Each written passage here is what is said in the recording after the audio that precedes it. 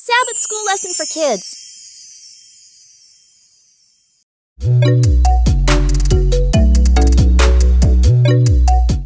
Our subject for today is the danger of covetousness. Our scripture reading is taken from 1 Kings 21, verse 1 to 15, and our memory verse is taken from Luke 12, verse 15. And he said unto them, Take heed, and beware of covetousness, for a man's life consisteth not in the abundance of the things which he possesseth. The objective for today is to teach children the danger of coveting. Introduction.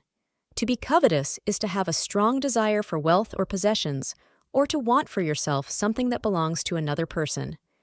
We are living in a time when people cannot be satisfied. The last commandment forbids us to covet anything of our neighbors. What is yours is simply yours, and what is not just isn't yours. Today, we will look at some of the dangers of covetousness and how it can destroy or damage our ability to serve God. Jenny's new supplies. Wow! Jenny, those pencils are amazing! Where did you get them? My mom got them for me. They're cool, right? Hey, Timmy, did you see that shiny notebook Jenny has too? I wish I had one like that. Yeah, and look at those fancy erasers. I want some too. The bell rings and everyone rushes to their seats. Timmy, Jenny, and Billy sat together. Timmy and Billy. I love my new school supplies, but they're just things.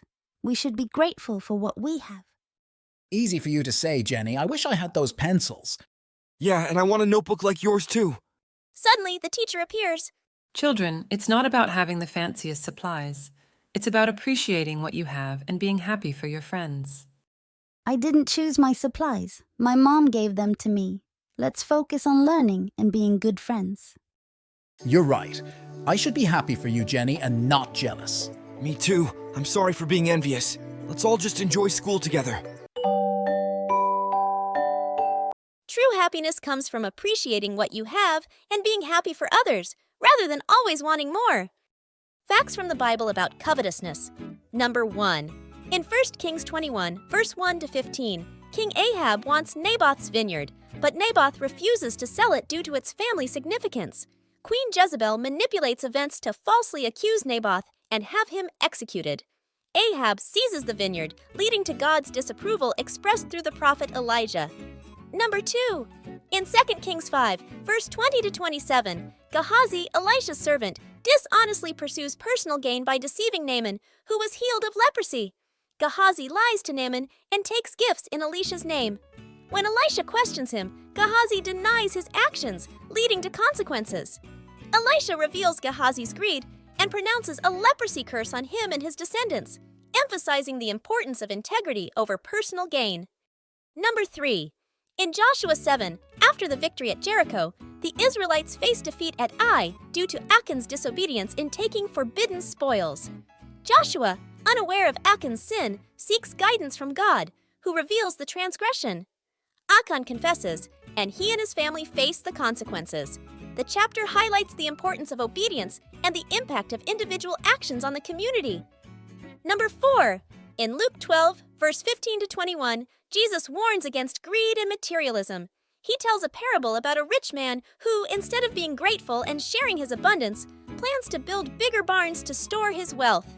However, God rebukes him, emphasizing that life is not solely about possessions.